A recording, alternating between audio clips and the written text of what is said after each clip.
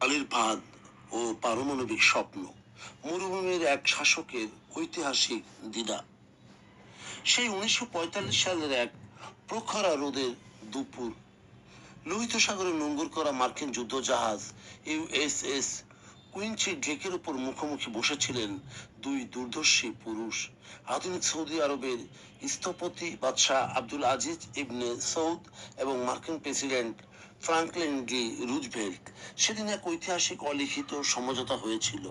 সৌদির অফুরন্ত তেল সম্পদ যাবে আমেরিকার পেটে, আর বিনিময়ে সৌদির রাজতন্ত্রকে সামরিক সুরক্ষার চাদরে ঢেকে রাখবে ওয়াশিংটন।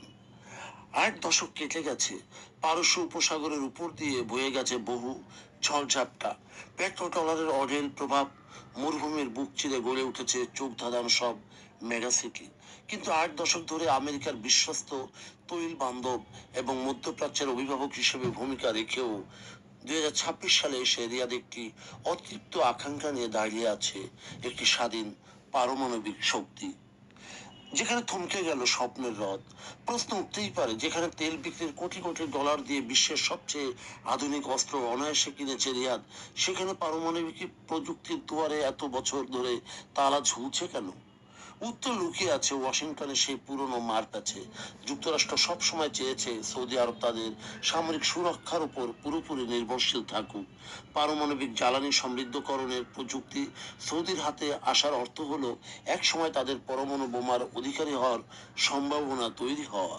আর ওয়াশিংটন তাদের সেই অ্যাটমিক এনার্জি অ্যাক্টের কঠোর 123 অনুচ্ছেদের অজুহাত দেখিয়ে এই প্রযুক্তির চাবি নিজেদের পকেটে তালাবদ্ধ করে রেখেছিল।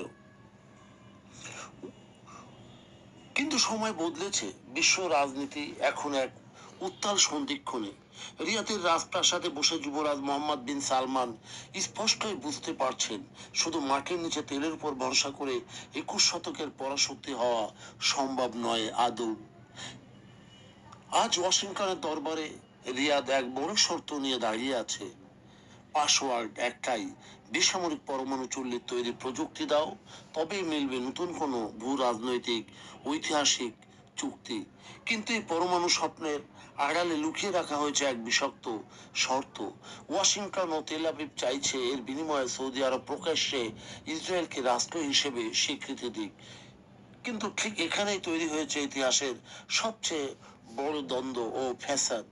সৌদি আরবের বাদশা কেবল একটি ভৌগোলিক অঞ্চলের শাসক নন, তিনি খাদিমুল হারামাইন আশার শারিফাইন, অর্থাৎ পবিত্র মক্কা ও রাসূলুল্লাহ আলাইহিসসালামের রওজা মোবারক বিজড়িত মদিনার হেফাজতকারী। পুরো মুসলিম জাহান তাদের দিকে তাকিয়ে থাকে এক আত্মিক শ্রদ্ধার চোখে। যেখানে প্রতিদিন ফিলিস্তিনের মাটিতে নিরীহ মানুষের রক্ত ঝরছে, আল আকসার আকাশ বারুদের গন্ধে ভারী হয়ে উঠছে, সেখানে কেবল একটি পারমাণবিক চুল্লি আর আমেরিকার নিরাপত্তার মুসলিকার বিনিময়ে ফিলিস্তিনিদের আত্মত্যাগকে কি বিকিয়ে দেওয়া সম্ভব? সবিশেষ মরুভূমির ধুধু বালুচরে দাঁড়িয়ে আজকে রিয়াদ এক ঐতিহাসিক দোদুল্যমান রাস্তায়। একদিকে আধুনিক পরাশক্তি হওয়ার উদর্গ বাসনা ও পারমাণবিক শক্তি অর্জনের লোভাতুর আহ্বান, অন্যদিকে কোটি কোটি মুসলিমের আবেগ আস্থার প্রতীক হওয়া এবং ফিলিস্তিনের প্রতি শতাব্দী প্রাচীন ঐতিহাসিক দায়বদ্ধতা।